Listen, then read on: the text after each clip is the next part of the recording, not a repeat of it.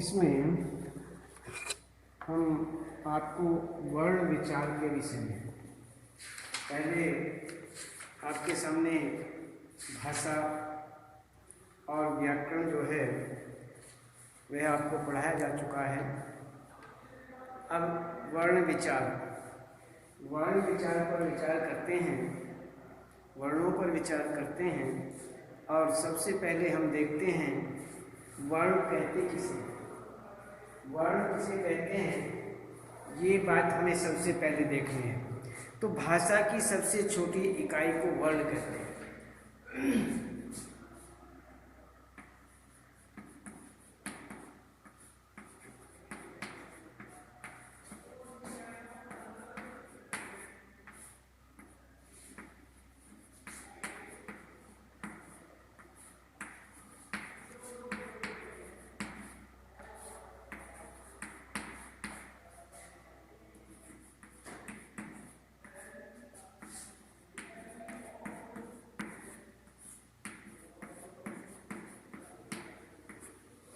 कहते हैं कि वर्ण की, भाषा की सबसे छोटी इकाई जो होती है उसे वर्ण कहा जाता है।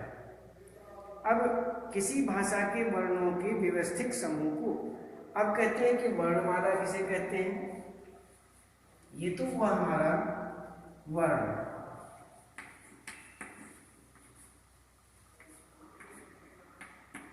वर्ण किसे कहते हैं। अब इसमें वर्णमाला किसे कहते हैं।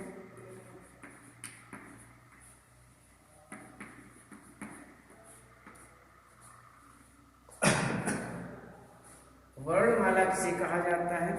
तो यदि इसे देखें तो किसी भाषा के वर्णों के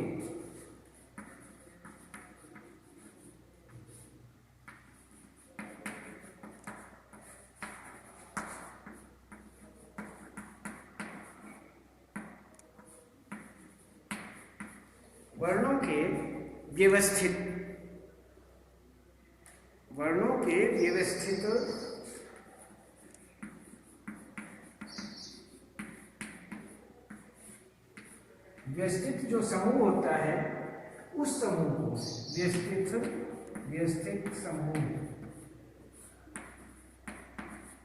को वर्णमाला कहते हैं।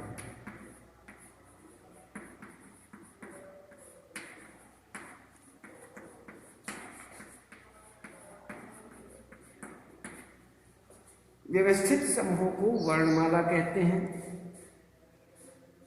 तो इसमें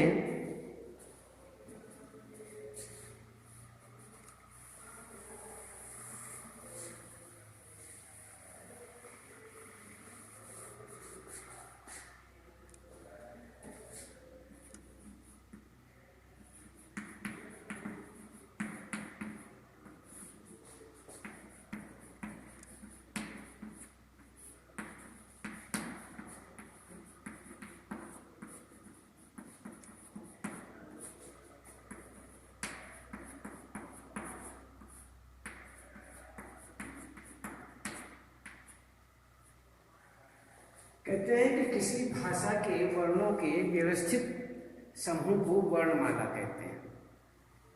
यदि आपसे पूछा जाए वर्ण किसे कहते हैं, तो आप वर्ण के विषय में बताएंगे कि इसमें वर्ण जो हैं वो भाषा की सबसे छोटी इकाई को कहा जाता है। भाषा की सबसे छोटी इकाई जो है वो वर्ण कहलाती है।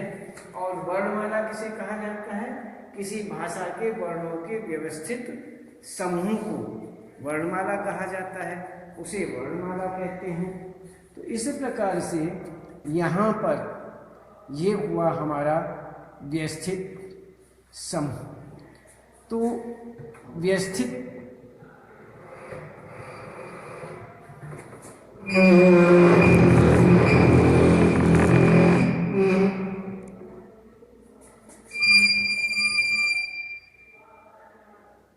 तो यहाँ पर व्यवस्थित जो समूह है उसे वर्णमाला कहते हैं।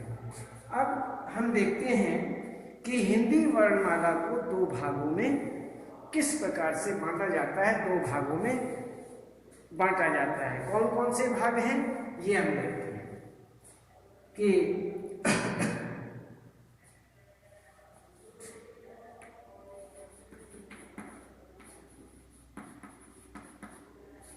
वर्णमाला, हिंदी वर्णमाला जो है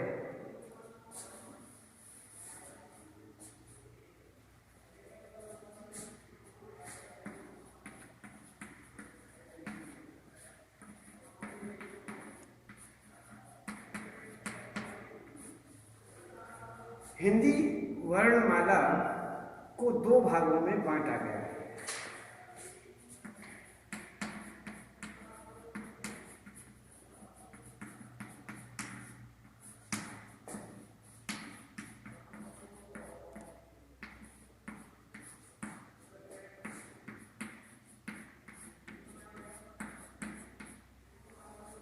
दो भागों में बांटा गया है। एक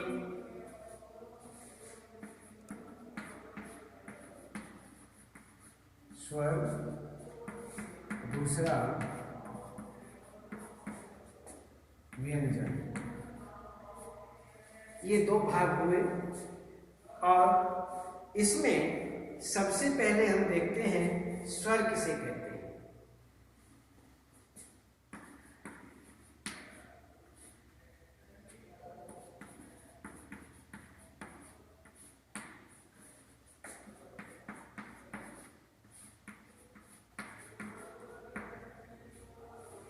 स्वर किसे कहते हैं, सबसे पहले आता है जो वर्ण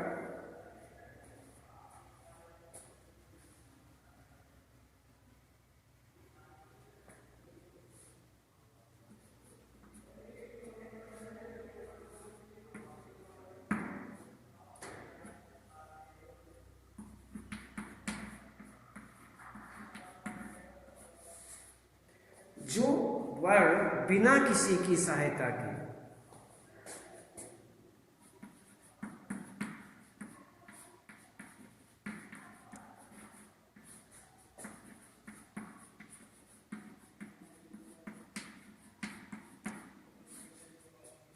बिना किसी की सहायता के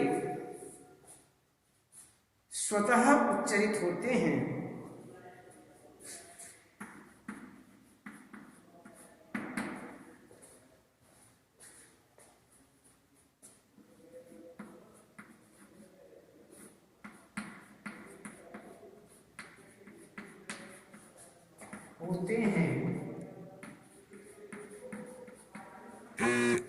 वे स्वर कहलाते हैं।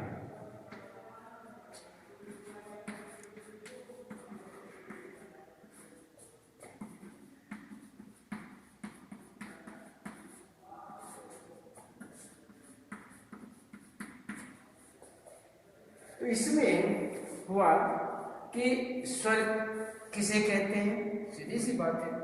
अर्थात वर्ण किसे कहते हैं, भाषा की सबसे छोटी इकाई को वर्ण कहते हैं। वर्णमाला किसे कहते हैं, किसी भाषा के वर्णों के व्यवस्थित, जो व्यवस्था से रखे हुए वर्ण हैं, क्रम से रखे हुए वर्ण हैं।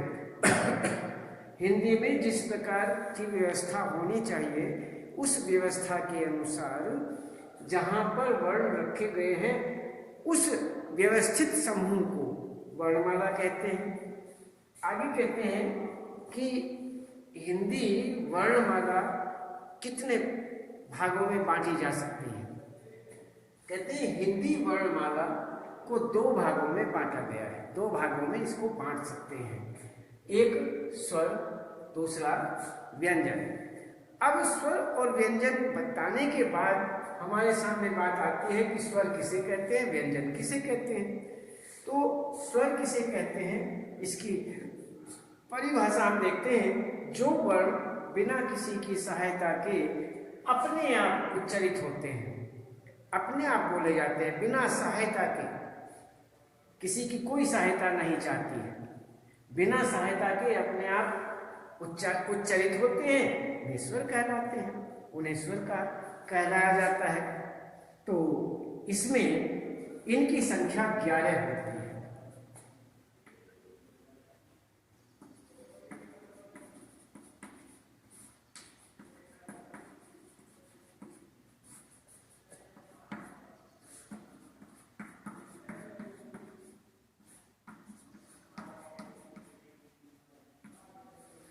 इनकी संख्या 11 होती है। ए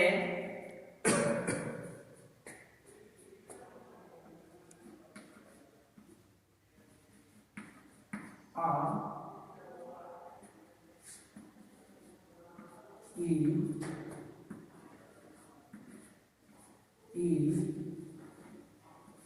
ऊ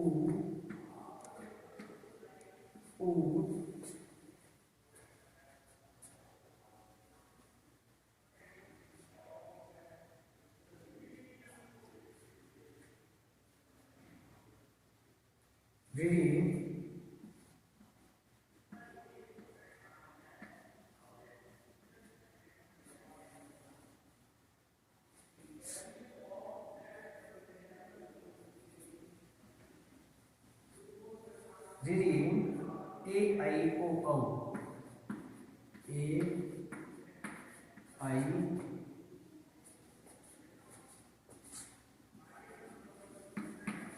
ओ औ।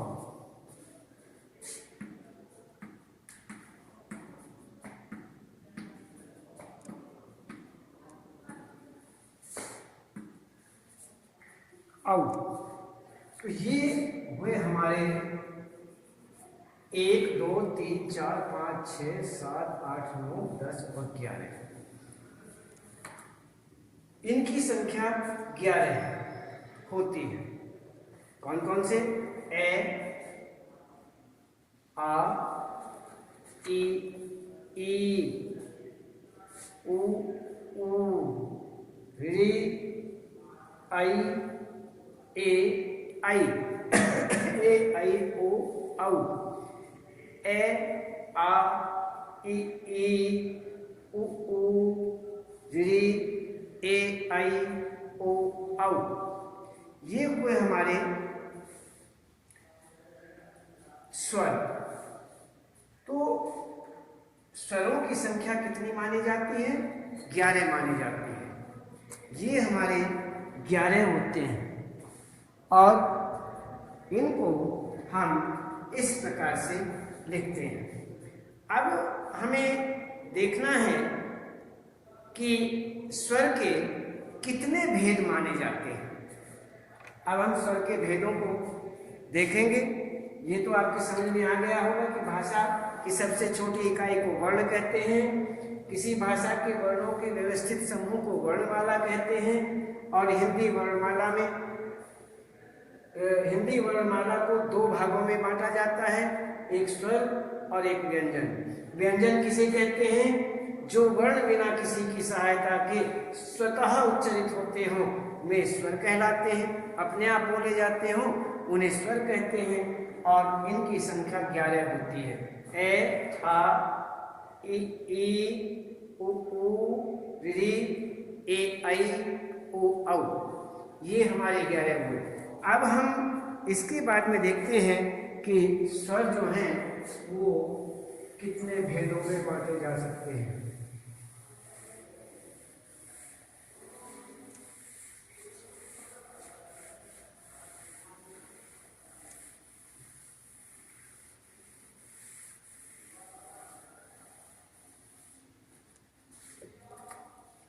स्वर के कितने भेद होते हैं ये हमें देखना है। तो स्वर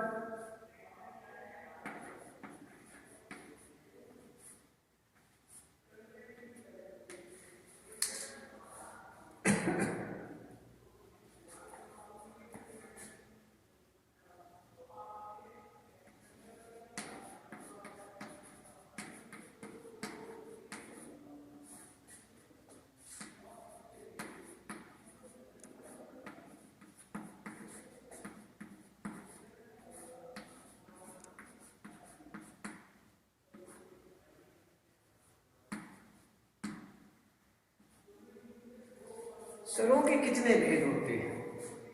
अब इसमें स्वर के 3 भेद होते हैं।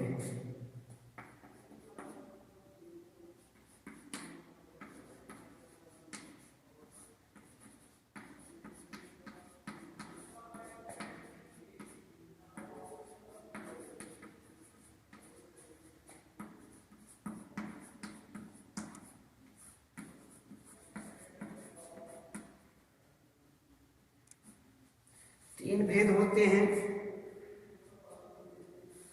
एक ह्रस्व,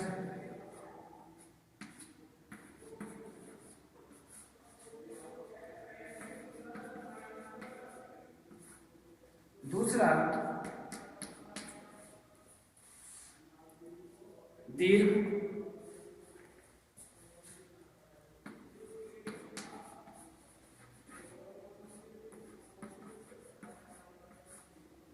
तीसरा प्लुत।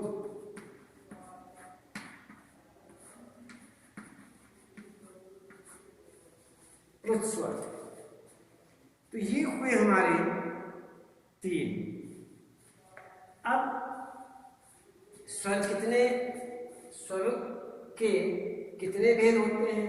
स्वर के तीन भेद होते हैं। तीन भेदों में पहला ह्रस्व स्वर, दूसरा दीर्घ स्वर, तीसरा प्लुत स्वर।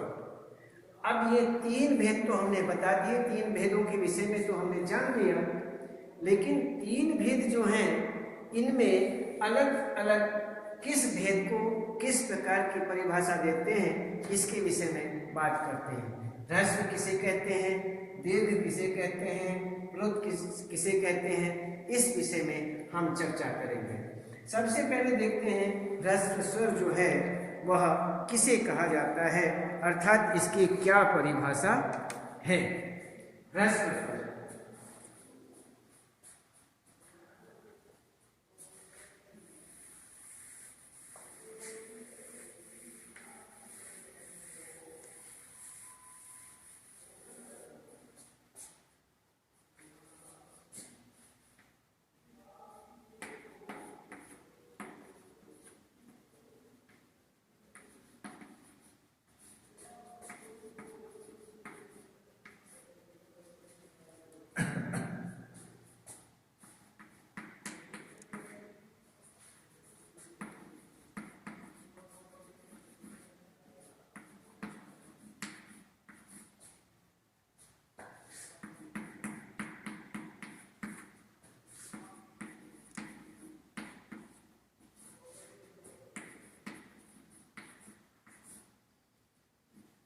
प्लुत स्वर, ये हुए हमारे तीन स्वर।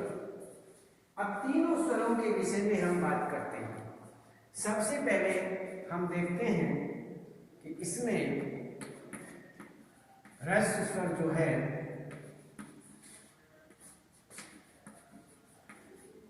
ह्रस्व स्वर की परिभाषा। इस परिभाषा के विषय में जिन स्वरों के उच्चारण में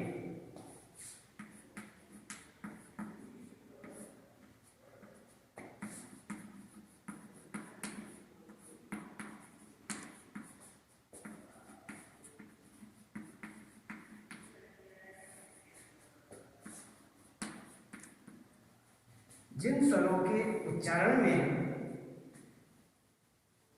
एक मात्रा का समय लगता है,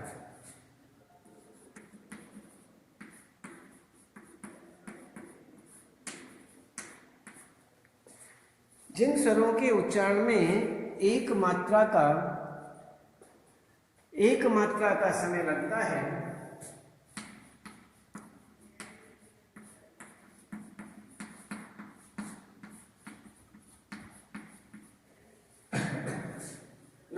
उन्हें ह्रस्व स्वर कहते हैं।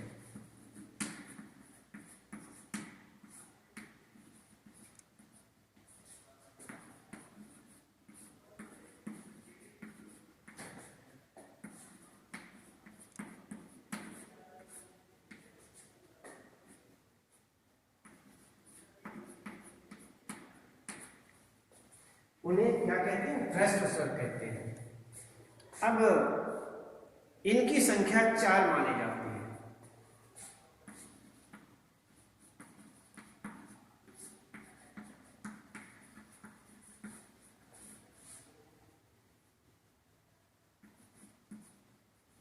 इनकी संख्या 4 होती है।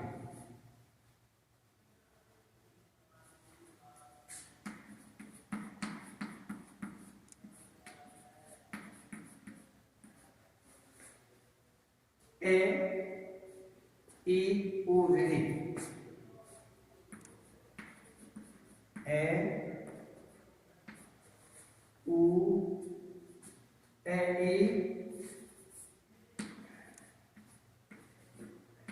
ऊ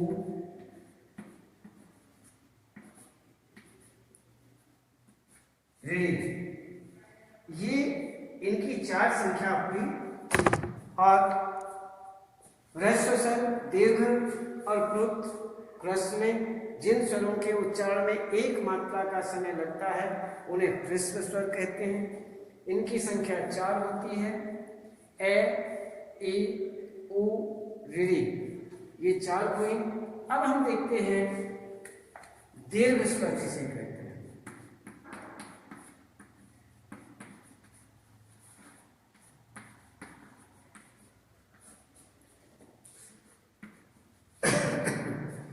दीर्घ स्वर में जिन स्वरों के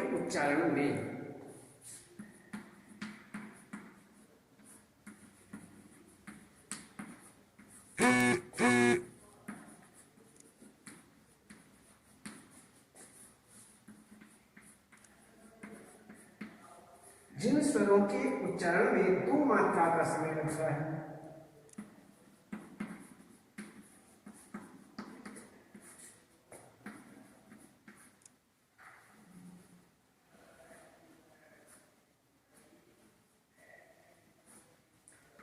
दो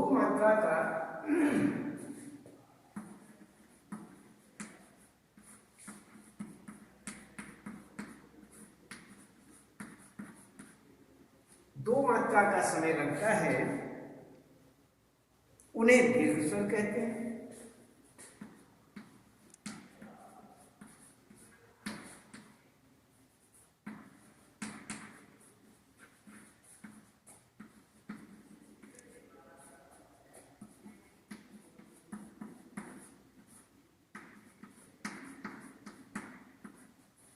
उन्हें दीर्घ स्वर कहा जाता है।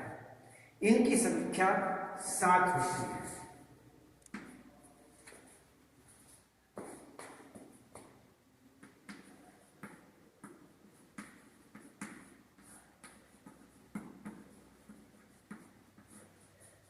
इनकी संख्या 7 होती है।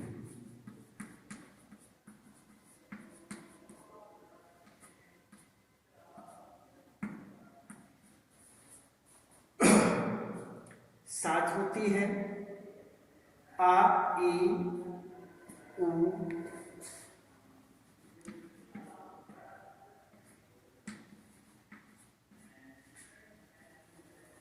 आ ई उ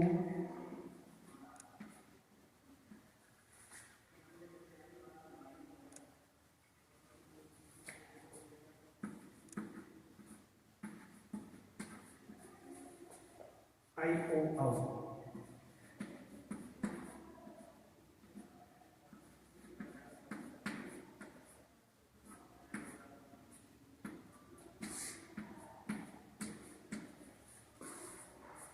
इसमें दीर्घ स्वर जिन स्वरों के उच्चारण में 2 मात्रा का समय लगता है उन्हें दीर्घ स्वर कहा जाता है। इनकी संख्या 7 होती है। आ ई उ ए आई ओ औ, ये हुआ 7। अब ये हुआ हमारा ह्रस्व और दीर्घ। अब इसके बाद में हम देखते हैं कि एक आता है प्लुत स्वर। प्लुत स्वर में प्लुत स्वर की परिभाषा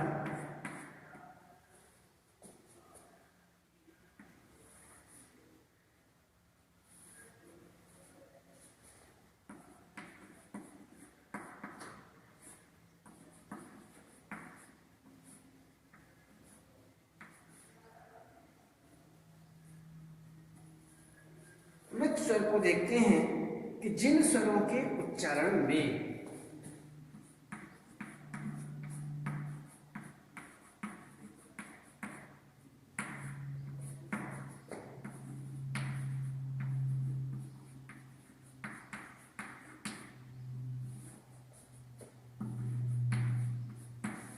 जिन स्वरों के उच्चारण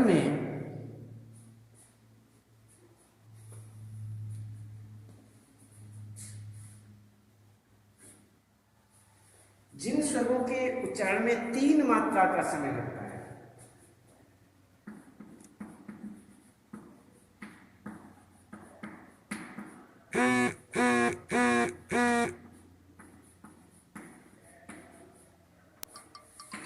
तीन मात्रा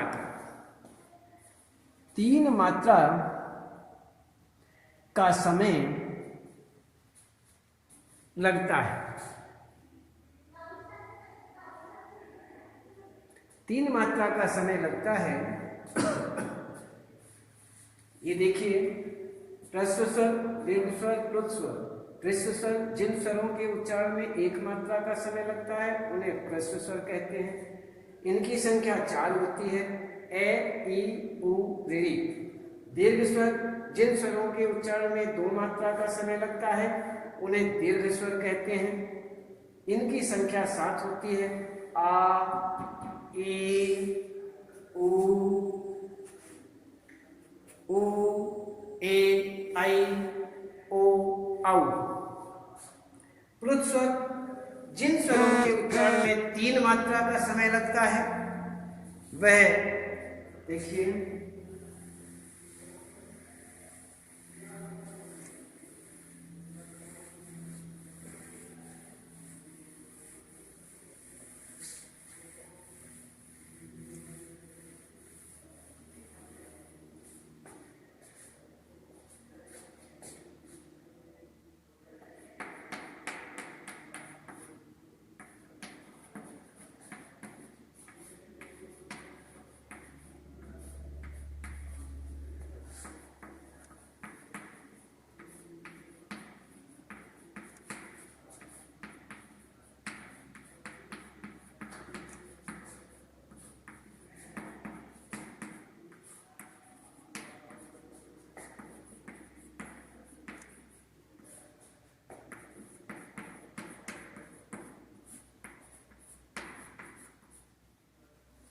तीन मात्रा का समय लगता है उन्हें प्लुत स्वर कहते हैं।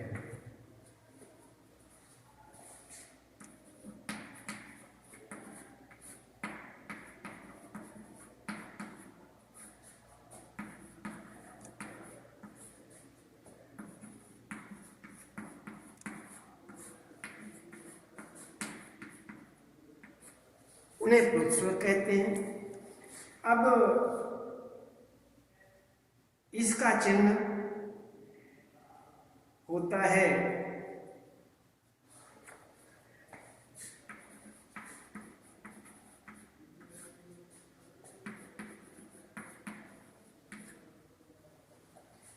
इसका चिन्ह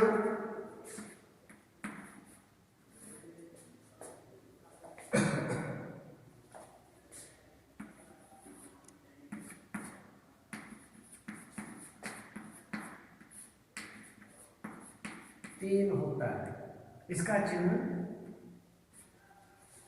होता है।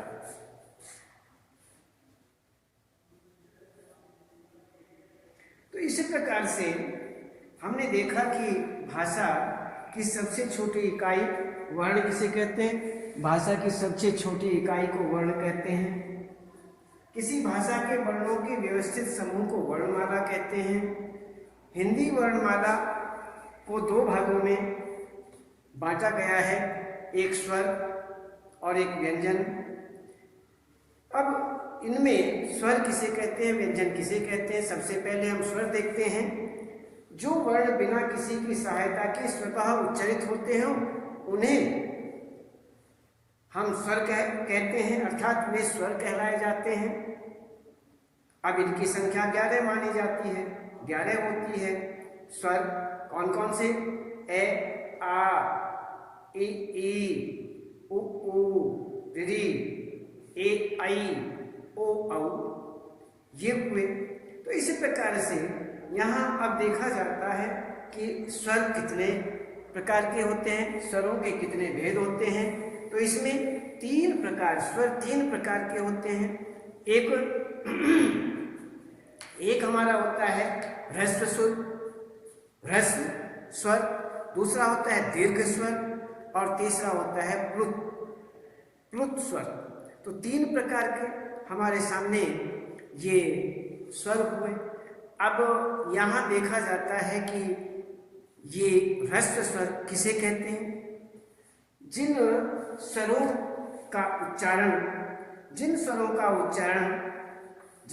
के उच्चारण में एक मात्रा का समय लगता है वे ह्रस्व स्वर कहलाते हैं। इनकी संख्या यहाँ पर 11 मानी जाती है। ए आ ई उ ऊ ऋ ए आई ओ औ। तो इसी प्रकार ये हुआ। अब इसमें स्वरों के भेद के विषय में जो बता रहे थे, ह्रस्व स्वर जिन स्वरों के उच्चारण में एक मात्रा का समय लगता है तो ह्रस्व स्वर कहते हैं। इनकी संख्या 4 मानी जाती है। 4 संख्या के अंतर्गत देखते हैं ए ई उ ऋ। अब दीर्घ स्वर आता है। जिन स्वरों के उच्चारण में 2 मात्रा का समय लगता है उन्हें दीर्घ स्वर कहते हैं। इनकी संख्या 7 मानी जाती है। आ ई उ ए आई ओ औ। और प्लुत स्वर भी इसी प्रकार से कि प्लुत स्वर जिन स्वरों के उच्चारण में 3 मात्रा का समय लगता है उन्हें प्लुत स्वर कहते हैं। तो इस प्रकार इनका चिन्ह आपको हमने बताया। इनका चिन्ह इस प्रकार होता है, ऐसा चिन्ह होता है। तो ये हुआ आपका वर्ण विचारों के अंतर्गत यहाँ पर स्वरों के विषय में। व्यंजनों के विषय में हम आपको कल बताएंगे और आज केवल इतना ही।